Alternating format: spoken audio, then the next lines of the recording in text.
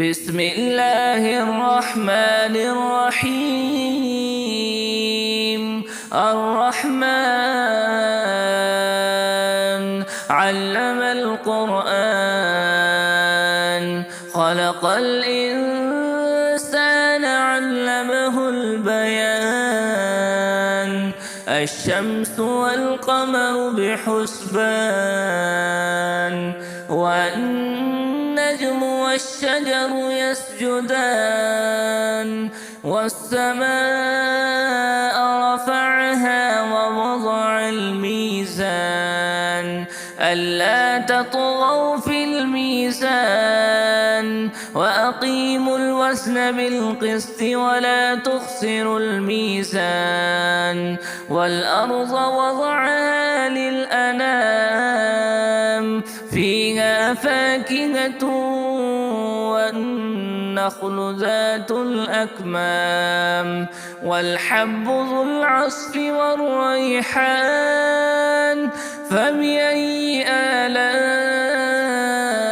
ربكما تكذبان؟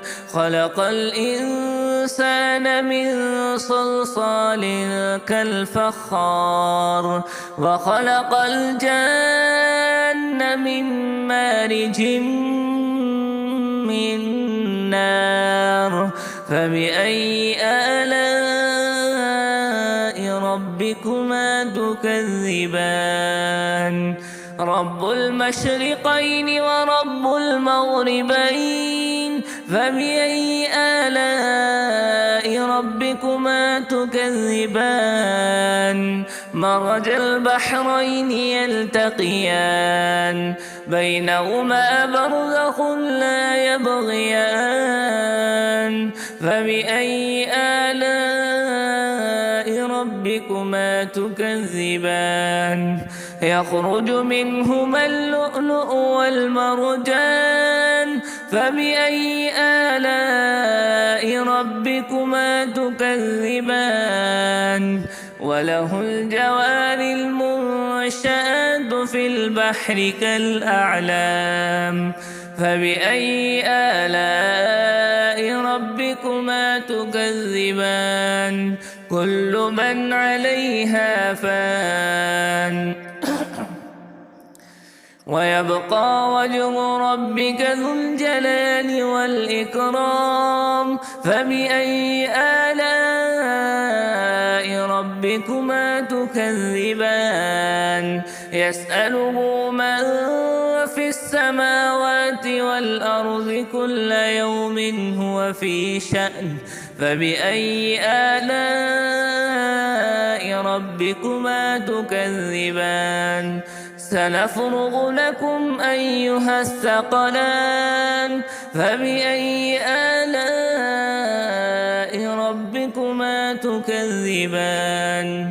يا معشر الجن والإنس إن استطعتم أن تنفضوا من أقطار السماوات والأرض فانفضوا، لا تنفضون إلا بسلطان.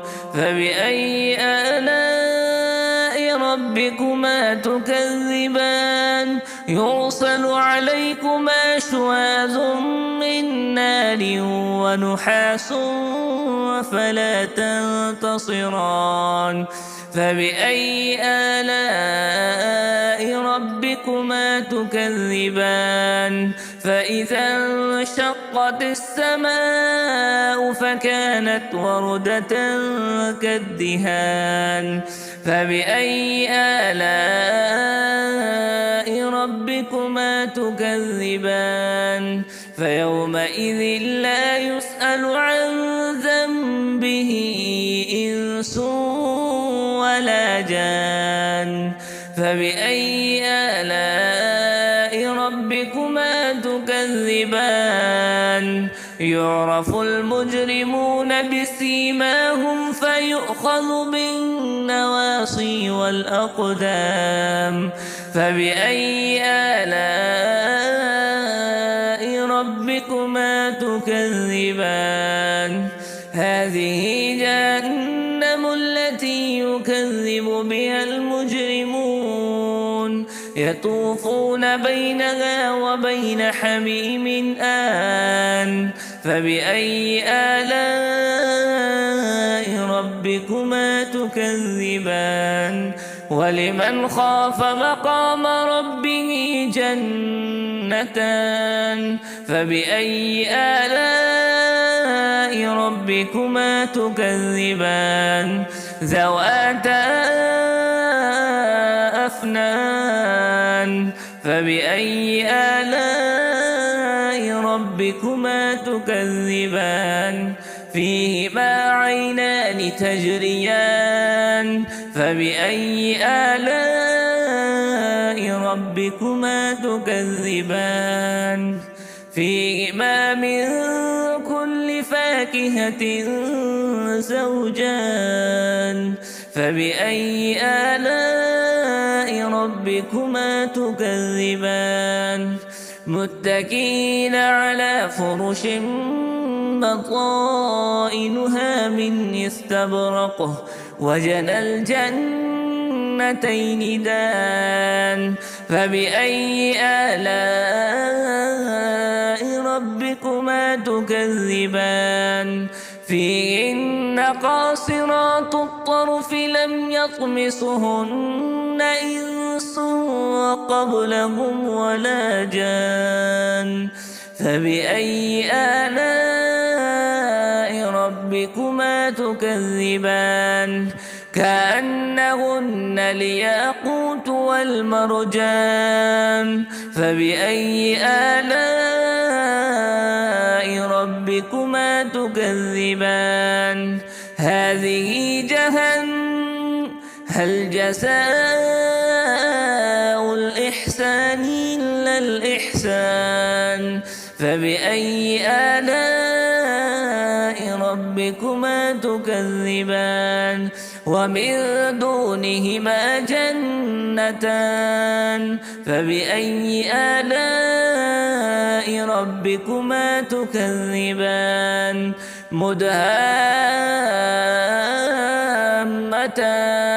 فبأي آلاء ربكما تكذبان ومن فيهما عينان نضاختان فبأي آلاء ربكما تكذبان فيهما فاكهة ونخل ورمان فبأي آلاء ربكما تكذبان فيهن خيرات حسان فبأي آلاء ربكما تكذبان حور مقصورات في الخيام فبأي آلاء ربكما تكذبان لم يطمسهن إنس قبلهم ولا جان فبأي آلاء ربكما تكذبان متكئين على رفرف خضر وعبقري حسان فبأي آلاء ربكما تكذبان تبارك اسم ربك ذي الجلال والإكرام.